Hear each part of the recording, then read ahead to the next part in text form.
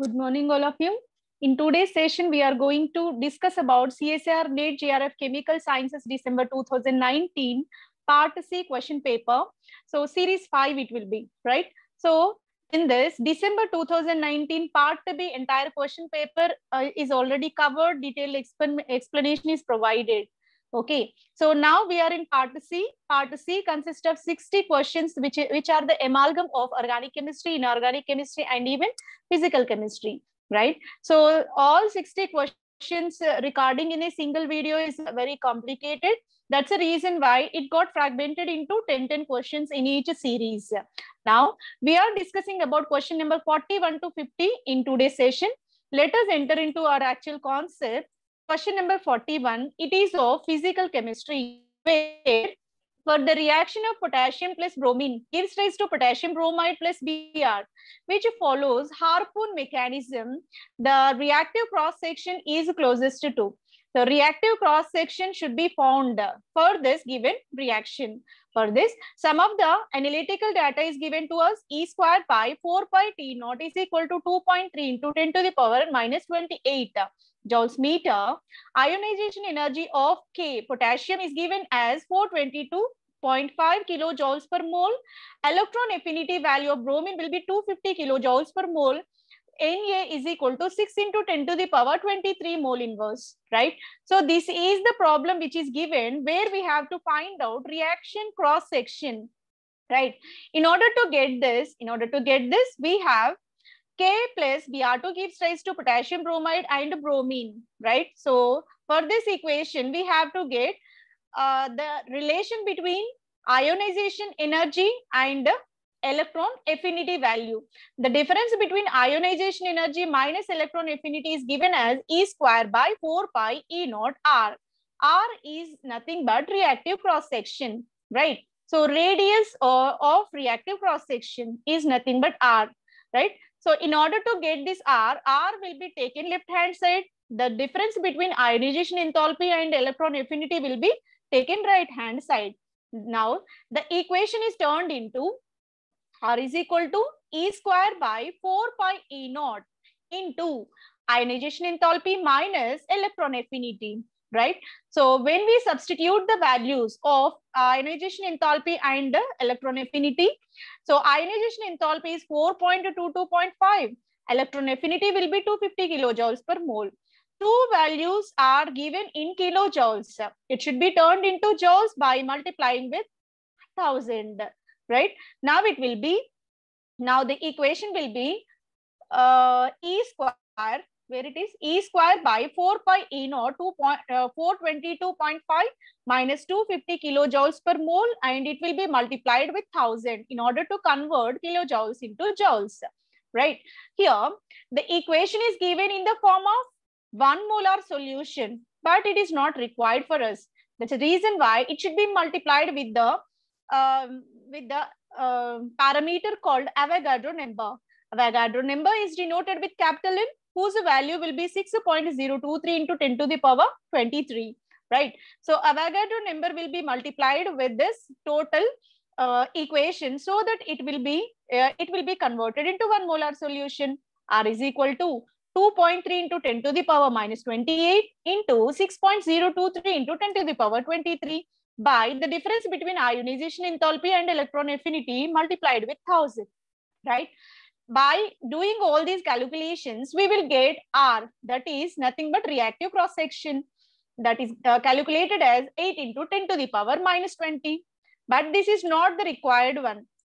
Cross section is given by pi R square, right? So pi is given as 3.14. It is a fixed value, that is 22 by 7. So by doing this, you will get 3.14 into 8 into 10 to the power minus 10 whole square, right? After doing all these calculations, the final answer for cross section will be given as 2 into 10 to the power minus 18 meters square. 2 into 10 to the power minus 18 meters square. The option number 2 is the right answer for question number 41. So it is purely physical chemistry question. So for this question number 41, 2 into 10 to the power minus 18 will be answer. That is calculated by taking the formula. The difference between ionization enthalpy and electron affinity is given as E square by 4 pi E naught R. By using this formula, it is possible to calculate the reactive cross section, right? Let us move on to question number 42. In question number 42, the pure rotational microwave spectrum of XY molecule. Adjacent lines are separated by 4 centimeters. If the molecule is irradiated by radiation of 30,000 centimeter inverse, first Stokes lines will appear at what position, at what region we will obtain first Stokes line, that should be predicted. In order to predict the Stokes lines in the first Stokes line, we have to go with the what line separation in the microwave spectroscopy.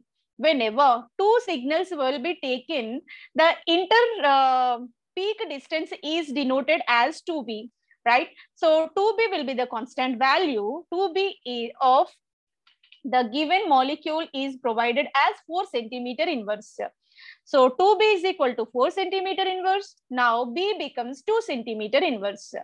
Let us apply this for our given molecule. So pure rotational microwave spectrum of given molecule is provided here. The spectral lines will be appeared in this manner. The distance between these two lines are called 6b, and these adjacent lines are given as 4b, right? So, and the same will be applied to this anti-Stokes lines also. Always anti-Stokes lines are nothing but reciprocal of Stokes lines only, right? So that's the reason why we are taking equal but in the opposite direction, right? The radiation employed for this microwave spectroscopy is in the region of 30,000 centimeter inverse. Okay, now let us find out 6b. 6b is equal to 6 into 2, which is nothing but 12 centimeter inverse. First Stokes lines is calculated by taking this radiation employed for the microwave spectroscopy, and also the 6b, that is 12. 30,000 minus 12, which is given as 29,988 centimeter inverse. In this way, it is possible to calculate first Stokes lines which is present in rotational microwave spectrum of given molecule, right? So first we have to predict B value. After getting B value, that can be employed to 6b. So after getting 6b, it can be subtracted from the given radiation, so that first Stokes lines value will be obtained. So the right answer will be option number 1. For question number 42, option number 1 is the right answer. Let us move on to question number 43, where organic chemistry problem is given. Here, starting material, number of possible reagents, and the final product, everything is provided. Only the work we have to do is what kind of named reactions all these, what type of steps involved in this reaction in order to convert starting material into a product. For that purpose, we have to go with a sequential mechanism involved in this reaction. Whenever this ester containing ketone was treated with this starting material, what happens? Initially, it involved in ketoenol tautomerism and O- generation is possible, and added with this alpha beta unsaturated carbonyl compound. This addition is said to be a Michael addition. It is a named reaction. Okay, so after adding this one, it will be added, and it is the kind of aldol condensation. So if we are adding any nucleophile to carbonylic center is called a nucleophilic addition. Rather, if we are adding carbene ion to the carbonylic center, that is a kind of aldol condensation. Hence, you can say this addition will be a part of aldol condensation. After getting this, it subjected to ketoenol tautomerization, so that ketonic form get converted into enolic. So enolic will be stabilized here, right? So after getting enolic form, what we will do, it can be simply cyclized. How it will be? Here we have olefinic double bond, and here carbon oxygen carbonylic double bond is there. Now both involved in cyclization reaction. Obviously, carbonylic center will be electrophilic in nature, and olefinic center used to form a bond with this. Here we will get a cyclic system. After getting this, one more reagent will be added, which is provided here. That is phosphorus OMe double bond O minus Li plus. This is a reagent which added in the step 2. right? Whenever it is added, it will be added to this carbon center, which is present at the central part, and the subsequent addition of this active methylene carbon. So that active methylene carbon which is generated can be added here, right? So here the formation of cyclic system. After rearrangement, it can be simply written in the form of bicyclic system with C double bond O, P double bond O, OMe, COO, MEA. This will be the final product which is obtained in this reaction. And these steps are said to be quasi-Faber-Oski reaction.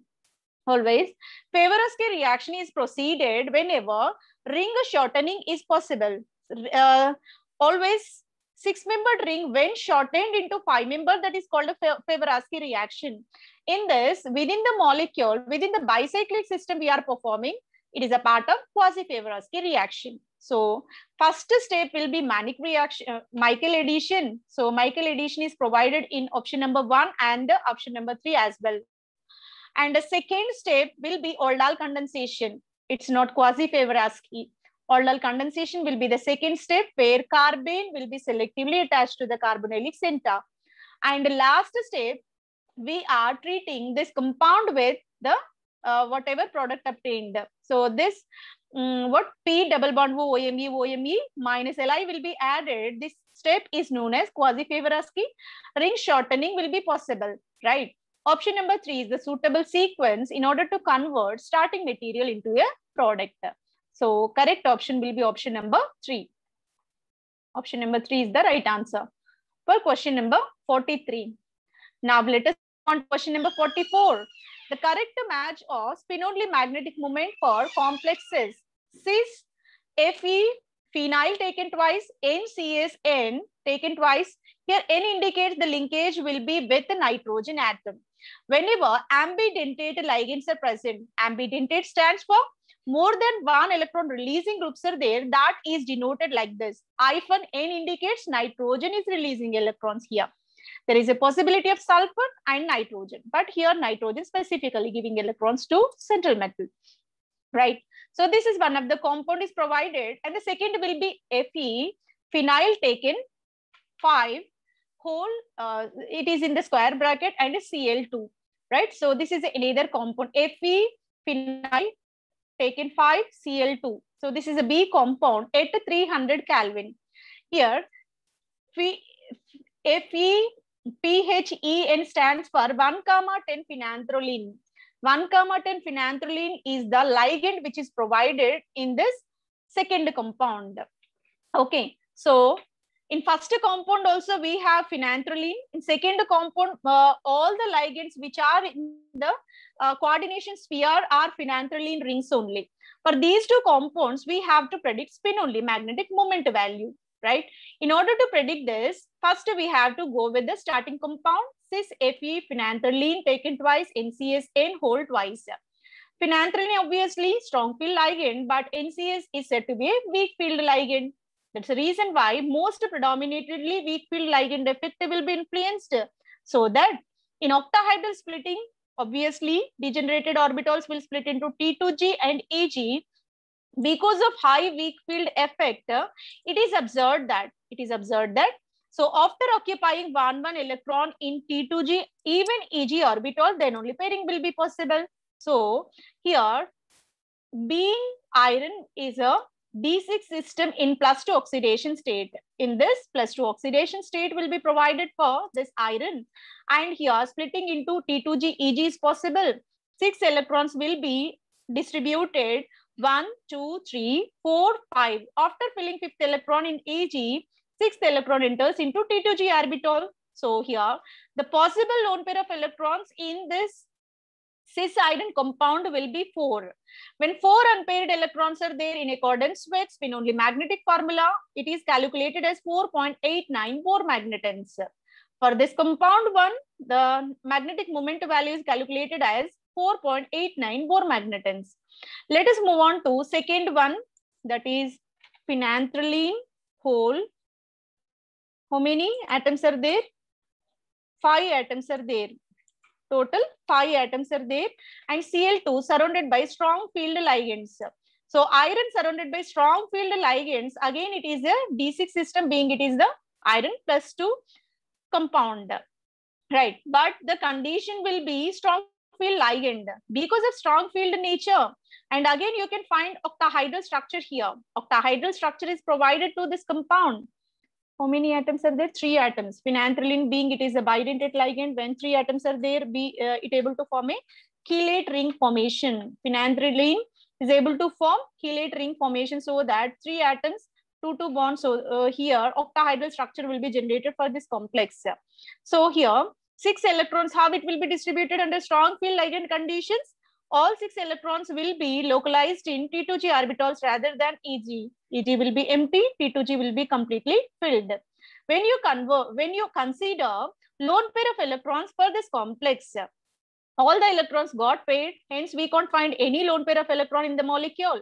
Hence we can say its magnetic moment will be 0 because no unpaired electron. That's why Spinozzi formula will become 0. So for compound 1 we have 4 unpaired electrons, it will be 4.89. For compound 2, it will be 0, right?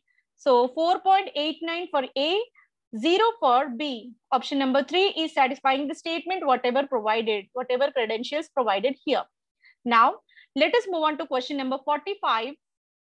The spectropolarimetric determination in the solution.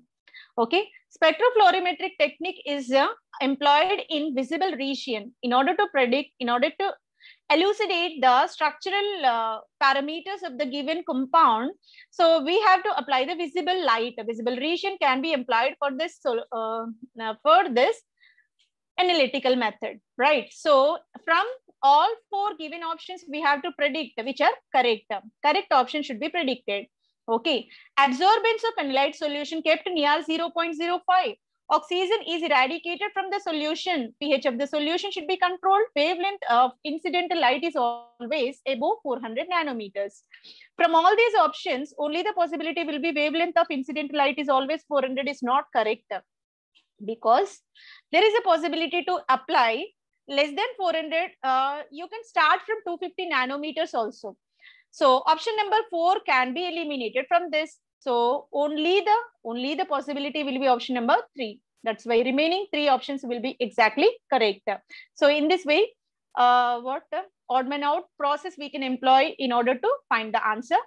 Spectropolarimetric determination is applied for absorbance of analyte solution to be kept near 0.05. This is correct. Oxygen is eradicated from the solution. This is also correct. pH of the solution can be controlled. But this is not correct. Option number D is not a correct answer. Hence, the correct answer for question number 45 will be option number 3, right? Let us move on to question number 46. Electrolytic solution that has smallest D by length 298 Kelvin is. We have to predict D by length of this electrolytic solution. So different solutions were given. One is sodium chloride, sodium sulfate, copper chloride, lanthanum chloride.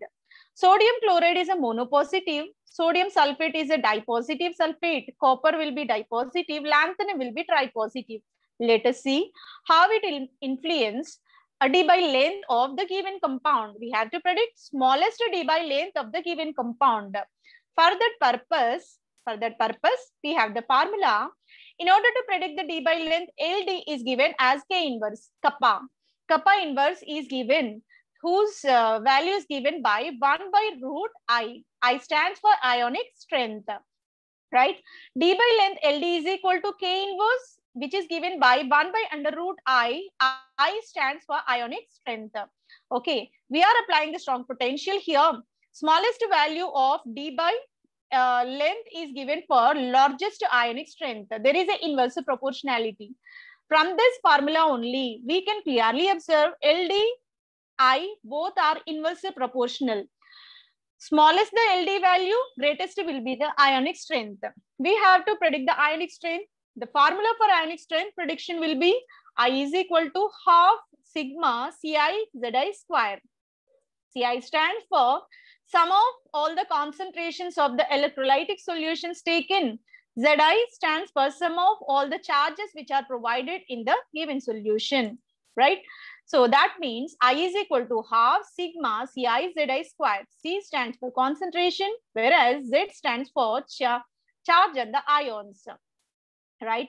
So whenever we are taking the compound, in that greater the oxidation state or greater the charge present in the compound, because there is a direct proportionality. Z and I both are in direct proportionality. As the charge increases, ionic strength also increases. That's the reason why from that relation we can find sodium will have Na plus Cl minus. Sodium sulfate will have 2 Na plus and SO4 minus 2. Copper chloride will have copper plus 2 and 2 Cl minus. Whereas lanthanum Cl3 will have lanthanum plus 3 Cl minus. Lanthanum plus 3 Cl minus will be there. Hence, highest charge is contributed by lanthanum trichloride compound. Hence, for this ionic strength will be larger. Whenever ionic strength is larger, it is a reciprocal of D by length. So, smallest D by length will be provided for this compound. For this problem, option number 4 is the exact answer, where higher charge, higher ionic strength, lower D by length will be provided. Option number 4 is the right answer for this question. Let us move on to next question 47. Consider the following statements. The highest oxidation state of group 8. Group 8 stands for inert gas elements. The highest oxidation state of group 8 elements is more readily shown in their oxides rather than fluorides. Iron can exist in -2 formal oxidation state also. Manganese, technetium, rhenium easily forms M+2 compounds. Correct statement among the following, right? So we have to predict which statement is correct, which statement is wrong. When we consider inert gases are able to form 2 types of compounds. One is oxides, second is fluorides. But among oxides and fluorides, specifically, oxide complexes are of higher oxidation state. When we observe XeO4 minus, xenon exists in +7, it is highest oxidation state. When we take XeO3 +6, higher oxidation state, XeO2F2 will be taken, +6 oxidation state will be there. Hence, always higher oxidation state for xenon complexes are observed in oxide form rather than fluoride form. Then, second statement, iron may exist in -2 oxidation state also. Yes, it is possible. It can be explained by taking the complex of carbonyl. FeCO taken 4 when taken, it is a consisting whole positive, whole plus -2. Iron CO taken 4 -2, when this compound was taken, here everybody know that carbonyl is the neutral ligand. Iron is consisting -2 charge, formal charge in this. How can we synthesize this compound? By taking Fe3CO taken 12 and treated with sodium in liquid ammonia. When sodium in liquid ammonia is treated, all the iron, this polynuclear iron compound fragmented into mononuclear, so that our required compound can be synthesized. It is a kind of 18 electron system, and carbonyl is a neutral. Iron is resided with -2 charge. That's the reason why we can say iron also possesses -2 oxidation state. That's why option number 2 is also right answer. When we observe manganese, technetium, and rhenium, always metal exists in +2 state. Whether it is correct or not, let us check. How can we check? Manganese of 3D element, 3D5 system it is. Technetium 4D5, rhenium is 5D5 system. The probable oxidation states of manganese will be +3, +4, +5, +6. Even +2 is there, but most higher oxidation state up to +7 is possible. Higher oxidation states are possible. That's why we can't say +2 is the stable one. When we are descending down, what happens? Because of inert pair effect, lower oxidation state may be possible, may be stable, but not employed for all 3 metals which are present in three different shells, right? So from top to bottom, +2 oxidation state will be raised. That will become stable. But manganese mostly stable in higher oxidation state. Even we can write +7 oxidation state also. Manganese existing in +7 oxidation state also. That's why option number 3 is not a correct answer. Only the possible answers are option number A and B. So the suitable answer for question number 47 will be 1, right? So 1 will be the suitable answer. Let us move on to question number 48. Here it is, Cp minus Cv for non-ideal gas differs from Cp minus Cv for perfect gas, nothing but ideal gas only, by the expression. Okay, so this is the part of physical chemistry where Cp minus Cv values are provided for non-ideal and even ideal conditions. What is the difference between these two? We have to predict, right? So for that purpose, we are taking Cp minus Cv for non-ideal, which is given by du by dVt plus P du by dVp. So if these two got multiplied, du by dVt, du by dVp plus P du by dVp. So multiplication of these two parameters, which gives rise to this one, right? This is for non-ideal. Now let us apply for ideal. Ideal gas equation is Pv is equal to nRT, V is equal to nRT by P. So here dV by dt, differentiating this equation, dV by dt is equal to nRT by P, means dt by dt, that's why t get cancelled, dt by dt get cancelled. So here it can convert it into dV by dt is equal to nR by rho. So now du by dVt plus du by dVt P plus P dV by dt is equal to, so P into nR by P. P into nR by P is equal to nR. So PV is equal to nR. We are equating non-ideal and ideal gas equation both.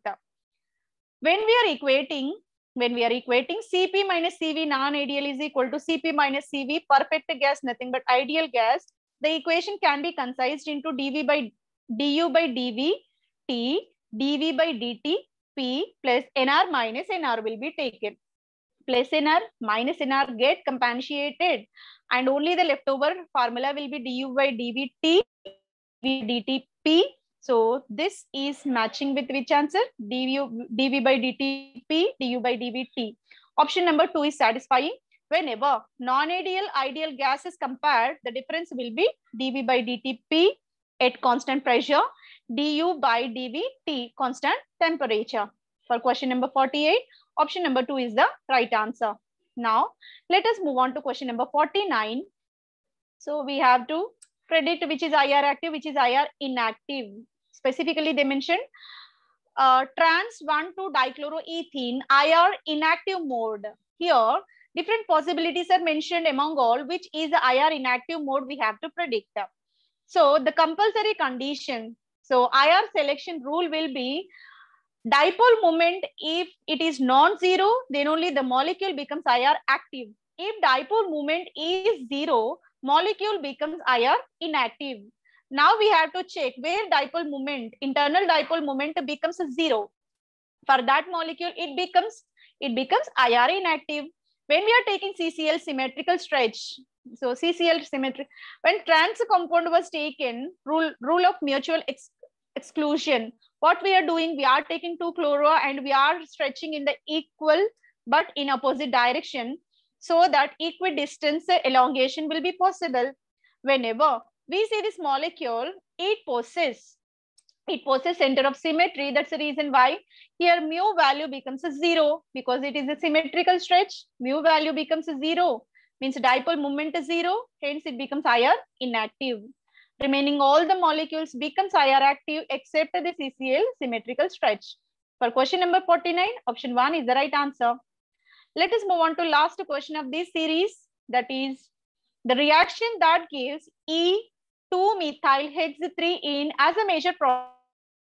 So we have to get E product. E is nothing but the geometrical isomerism. It should be trans isomer. Two alkyl group, two first priority groups are in the opposite orientation. Now it is called E isomer. So where E isomer will be generated, we have to check. One is trimethyl silyl compound is given. Second is hydroxy compound subjected to dehydration. Third is it is a kind of Wittig olefination process. Fourth is of Julia olefination. Julia olefination is nothing but SO2 functional group directly linked with tetrazole heterocyclic ring. It is a kind of Julia olefinating agent. Under strong basic conditions, carbene will be generated on the center. That carbene will be simply attaching to this carbonylic center. Definitely there is a formation of trans isomer. Julia olefination always gives rise to E isomer rather than Z isomer. That's why option number 4 is the right answer. Now let us see what will be the mechanism for Julia olefination. Whenever base is treated, lithium HMDS is a strong base which is provided, and when this strong base is treated with this olefinating agent, so carbene will be generated. This carbene will be attached to the carbonylic center, so that addition product is generated. Now one of the alkyl group can be added here. So this OR will be added, and sodium ethanol, it used to remove this bulky leaving group. Radical generated under protic solvent, it get converted into trans olefin. Trans olefin is generated by Julia olefination. Option number 4 is for this question number 15. By this, we successfully completed all 10 questions of series 5 of CSIR NET December 2019 part C. Thank you very much for your patience listening. Thanks a lot.